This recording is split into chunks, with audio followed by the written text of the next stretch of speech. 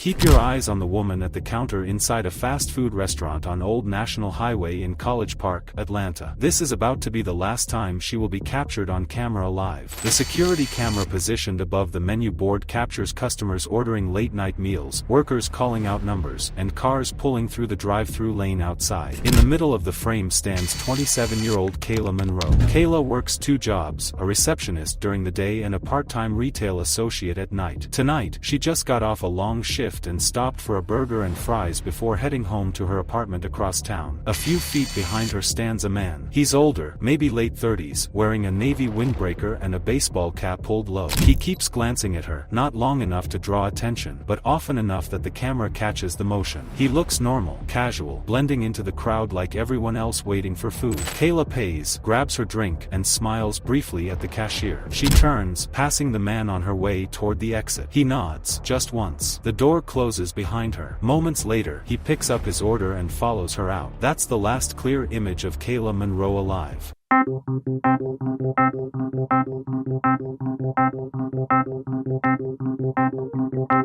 Kayla lived a steady life. Friends described her as grounded, the kind of woman who always had a plan. She'd grown up in Southwest Atlanta, raised by her grandmother after her mother passed when she was a teenager. She was the first in her family to go to college, though money troubles forced her to leave early and focus on working full-time. Still, she never lost her drive. People knew her face from Instagram, bright smile, natural curls, and a modest following from local fashion posts. She wasn't famous, but she carried herself like someone who believed good things were coming. Her small apartment was neatly kept, decorated with motivational quotes, half-burned candles, and sticky notes of affirmations. Kayla's last known contact that night was a text to her friend Tiana around 10:40 p.m. Just grabbing food, be home in 15. But she never made it home. By the next morning, her landlord noticed her car wasn't in the lot. Her door was locked, her lights off, and her bed untouched. When Kayla didn't show up to work or answer calls, Tiana filed a missing person report. Police began tracking her movements backward, starting with her phone ping. The signal stopped abruptly around 11:12 p.m., less than half an hour after she was seen at the restaurant. Investigators pulled surveillance footage from nearby businesses, searching for her silver Nissan Sentra. At 11:02 p.m., a highway camera on Godby Road picked up her car heading west, another vehicle, a dark sedan, following closely behind. From the angles, it wasn't possible to see the driver's face. But detectives noticed something odd. The same sedan appeared on multiple traffic cameras along the route to Kayla's apartment. Then, it vanished. Detective Marcus Bell, one of the lead investigators, described it as a ghost trail, cars that appear, follow, and disappear just as fast. He and his team began canvassing the area near the fast food restaurant. Employees remembered Kayla clearly, polite, smiling, wearing her work badge. One cashier also remembered the man behind her. He had this look, the employee said, like he was waiting on her more than his food. The footage confirmed it. Frame by frame, the man's eyes followed Kayla from the counter to the exit. Outside cameras showed him getting into a dark-colored sedan parked just 2 spots over from her car. When she left, he waited. 40 seconds later, he pulled out behind her. Detectives ran the plate on Kayla's car through traffic systems. Around 11:06 p.m., it was captured again, this time near a gas station on Roosevelt Highway. The same dark sedan trailed just behind, but then the trail went cold. 3 days passed before her car was found, abandoned on a narrow dirt road 20 miles south of the city. The driver's door was open, keys still in the ignition. Her purse sat in the passenger seat, wallet untouched. No sign of Kayla. At first, police thought she might have run off or been carjacked. But the discovery of a single item shifted the case, a discarded fast food cup from the same restaurant, with 2 sets of prints, Kayla's and an unidentified male's. It was enough to pull DNA. And while the lab processed samples, detectives expanded the search radius. They found security footage from a nearby convenience store showing a dark sedan stopping for gas around midnight, the same one seen trailing Kayla. The driver, partially visible under the dim lights, matched the man in the restaurant footage. When investigators released stills from the surveillance to the media, calls flooded in. One caller claimed she recognized the man, said his name was Tyrone Ty Jackson, a 39-year-old mechanic who'd lived in the area most of his life. Ty had a record: assault, domestic violence, a previous case involving stalking an ex-girlfriend. Charges dropped when the woman moved away. Police went to his listed address address, but he wasn't home. His neighbors said he'd left town a few days earlier to see family. The timeline matched perfectly, right after Kayla disappeared. As detectives dug deeper, they learned Ty and Kayla weren't strangers. A coworker of hers mentioned that she had met a guy from the neighborhood a few weeks earlier, someone older who kept texting her. She'd told her friend she wasn't interested, that he was too much, and she'd blocked his number. The phone logs confirmed that Ty's number had called Kayla more than 20 times in the past month. The search for him expanded into neighboring counties. On the fifth day, deputies found Ty's sedan behind an abandoned auto shop outside East Point. The car had been wiped down, except for a single fingerprint on the inside of the trunk, later matched to Kayla. When forensic teams opened the trunk, they found traces of blood and hair consistent with her DNA. The tone of the investigation shifted immediately from missing person to homicide. Back in College Park, residents grew uneasy. Flyers with Kayla's photo lined storefronts and bus stops. Candlelight vigils formed outside the restaurant where she was last seen. Her family made public pleas for help, begging Ty to turn himself in. Her grandmother's voice cracked during interviews. She trusted people too much. She just wanted to get home. Then, on the seventh day, search teams found her body. It was discovered in a wooded area near the Chattahoochee River, wrapped in a tarp half buried under leaves. The medical examiner ruled her death a homicide, blunt force trauma and strangulation. The community mourned, but detectives were focused on one question: where was Ty Jackson? Tips came in from Alabama, then Florida, and finally a gas station in Macon. The attendant there remembered a man matching Ty's description buying beer and gas late at night. When investigators reviewed the store's CCTV, it was him, beard trimmed, wearing the same cap from the restaurant footage. A BOLO alert went out statewide. He was caught 2 days later, 120 miles away, hiding in an abandoned trailer. When questioned, Ty first denied knowing Kayla, then claimed she got in the car willingly. He said they'd gone to talk things out. But his story collapsed quickly when detectives showed him the footage of him following her from the restaurant. They asked why he did it. He paused. "She laughed at me," he said. "She thought I wasn't good enough." The case shocked Atlanta. In court, prosecutors detailed how Ty had been watching Kayla for weeks, following her routines, waiting for a moment when she was alone. The murder, they said, was premeditated. During closing arguments, the lead prosecutor told the jury Kayla did nothing wrong. She ordered food, paid for it, and walked out. She never saw the evil standing behind her. Ty Jackson was convicted of first-degree murder and sentenced to life without parole. Kayla's family left the courtroom holding each other, silent, numb. Outside, cameras flashed. Reporters asked if justice had been served. Her grandmother spoke softly. "Justice, maybe. But peace? No." She was just getting started with her life. After the verdict, the courtroom emptied slowly. Families left in silence, reporters gathered sound bites, and deputies escorted Tyrone Jackson through the back corridor. His expression didn't change, not when the sentence was read, not when his public defender whispered to him, not even when Kayla's family turned to face him. To detectives, that calm was familiar. Men like Ty rarely screamed or cried. They hid behind the same blank stare they used to lure their victims. But for the College Park Police Department, the trial didn't close the emotional wound left behind. The case had exposed how quickly a random encounter could turn into premeditated violence, how one late-night stop for food could destroy a family forever. In the months that followed, investigators reconstructed every detail of Kayla's final hours, not for court, but for truth. The footage from the fast food restaurant became central to their review. Detectives rewatched it dozens of times. The way Kayla stood in line, scrolling through her phone. The way Ty shifted his weight, staring at her reflection in the menu glass. The brief nod between them as she turned to leave. To anyone else, it looked ordinary. But investigators now knew what was running through his mind, a mixture of rejection, resentment, and something darker, control. Ty had seen Kayla before that night. He'd been at the same restaurant 2 weeks earlier, sitting in the corner near the window. Cameras captured him there too, eating alone, watching people come and go. That night, he'd followed another woman home, though she'd managed to make it inside and lock the door before he got too close. Police believe Kayla's death wasn't a crime of passion, but an opportunity he had prepared for. During the investigation, they pieced together Ty's background. He'd grown up in East Point, dropped out of high school, and spent most of his 20s in and out of jail for small-time thefts. His mother had died young, his father was never around, and by 30 he had built a reputation as the neighborhood mechanic. People described him as charming but unstable. He could fix a car, tell a joke, and explode into violence all in the same afternoon. Old girlfriends told detectives he had a jealous streak. One woman said he once waited outside her job for 6 hours after she didn't return his call. Another said he threatened to kill her if she talked to anyone else. Those reports were filed years ago, ignored at the time. Now, they painted the clearest picture of what Kayla had unknowingly walked into. At the Fulton County Crime Lab, analysts went over the physical evidence from Ty's sedan again and again. The bloodstains in the trunk matched Kayla's DNA. Fibers from her jacket were embedded in the lining. Small traces of dirt found under the bumper matched soil from the wooded area near the Chattahoochee River where her body was found. But the most critical evidence came from inside the car, a faint fingerprint on the passenger side window, left when she tried to push it open. Detectives believe that was the moment she realized she wasn't going home. Investigators reconstructed the route. After leaving the restaurant, Ty followed her west on Old National Highway, past a series of traffic lights. At one intersection, her car slowed. Ty pulled up beside her and motioned for her to roll down her window. Witnesses later said they saw the two cars stopped side by side, their drivers talking briefly before turning onto a quieter road. It was likely there that he convinced her to pull over, pretending something was wrong with her car, a trick he'd used before. Once she stopped, everything escalated fast. He forced her into his vehicle, drove toward an industrial area, and attacked her. Autopsy results later confirmed she fought back. Bruising on her wrists, defensive wounds on her hands, a small cut along her cheek from a broken fingernail. It was brutal, fast, and deliberate. Detective Bell still remembers reviewing that footage frame by frame in the early days of the case. "It's strange," he said. "You watch her smile. You see her living, breathing, ordering food. And then you realize that's the last normal moment of her life." He paused before adding, "You can almost feel when she becomes aware of him. It's subtle, the way her body stiffens when she walks past him, like instinct knew before her brain did." For many detectives, those images stayed burned into memory. Ty's capture in that abandoned trailer happened by pure luck. A local deputy noticed movement while checking an empty property for trespassers. When they searched the trailer, they found Ty asleep on the floor, surrounded by beer cans, with Kayla's keychain in his pocket. He didn't resist. In his statement, Ty gave a version of events that mixed apology with blame. "She led me on," he said. "She smiled at me that night. I thought maybe she changed her mind. Then she started screaming and I lost it." Detectives didn't argue. They let the evidence speak. At trial, the prosecution built a clear timeline, using surveillance, DNA, and testimony from Kayla's friends. Jurors watched the fast food footage multiple times. They saw how Ty's body shifted whenever Kayla moved, how his head turned as she walked out the door. When her friend Tiana testified, she described the last text message, "Be home in 15. The courtroom went silent. Prosecutors showed photos of her car, the dirt road, the forest. They played the gas station footage showing Ty wiping his hands, expressionless. In contrast, the defense argued Ty acted in a moment of rage, claiming Kayla provoked him by rejecting his advances. The jury didn't buy it. Deliberations took less than 3 hours. During sentencing, Kayla's grandmother spoke through tears. She didn't owe him her attention, she said. She was kind to everyone. That kindness cost her life. Ty stared at the floor. When asked if he had anything to say, he muttered, "I didn't mean for it to go that far." But when the judge asked if he was sorry, he shrugged. The judge responded coldly, "You had 7 days to be sorry before we found her body." Then she handed down life without parole. The aftermath left ripples through College Park. For weeks, people drove by the restaurant to leave flowers under the parking lot light. Workers said they couldn't look at the counter without remembering Kayla's last night. Tiana stopped eating there altogether. "It's not the food," she said. "It's that camera. Every time I see it, I think about how she looked right before she walked out." At her funeral, hundreds showed up, friends, co-workers, classmates, even strangers who'd followed the case on local news. A large framed photo sat near the altar, Kayla smiling, head tilted slightly, her favorite blue dress bright under the lights. Her grandmother whispered, "That's how I'll remember her," smiling, hopeful. Detectives later used the case in training sessions on stalking awareness. They showed new recruits how obsession often starts small, with harmless encounters that go unnoticed. One rookie asked how they could have stopped it earlier. Detective Bell shook his head. "You can't predict evil," he said, "but you can notice patterns." This man didn't snap. He waited for a chance. 6 months after the trial, the department released a public safety video encouraging women to stay alert in parking lots and fast food areas at night. It opened with a still frame from the original CCTV, Kayla at the counter, smiling, unaware of the man behind her. The narrator's voice said, "Sometimes danger doesn't chase you, it stands right behind you." That line became the unofficial reminder for the unit. Ty remains incarcerated at Georgia State Prison. In interviews, he maintains partial denial, saying he blacked out and didn't remember. But every time detectives press for details, his answers grow vague. What they know is simple: he wanted control, and when he couldn't have it, he destroyed what he desired. Kayla's story lingers because it feels so ordinary. No warning, no argument, no high-risk lifestyle. Just a woman stopping for food after work. Her apartment is now occupied by another tenant. The landlord kept her doorbell camera as evidence, but every so often it still sends false notifications: movement detected, hallway activity, shadow passing by. Sometimes her grandmother says she believes that's Kayla watching over them, making sure no one else walks into the same darkness. In closing the case report, Detective Bell wrote: Victim, Kayla Monroe. Offender, Tyrone Jackson. Offense, murder in the first degree. Conclusion, justice served. He paused before signing his name, then added one final note at the bottom: she was simply waiting for food.